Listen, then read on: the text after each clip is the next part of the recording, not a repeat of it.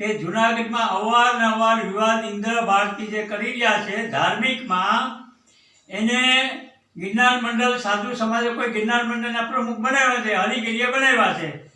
તો જો જૂનાગઢના જિલ્લા કલેક્ટર જે છે એ ઇન્દ્ર ભારતીની એકની રજૂઆત કેમ સાંભળે છે?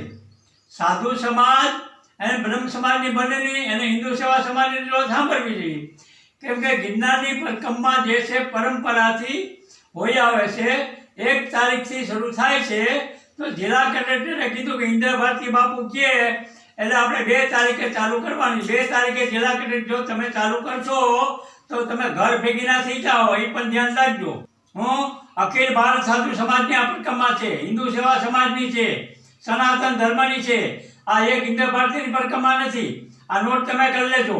ગિરનારના સાધુ સમાજની અવારનવાર મારી પર રજૂઆત આવે છે, ત્યાંના બ્રહ્મ સમાજે વિરોધ કર્યો છે, છતાંય તમે બ્રહ્મ સમાજ પુરોહિતનું પણ માન્યતા કેમ નથી આપતા?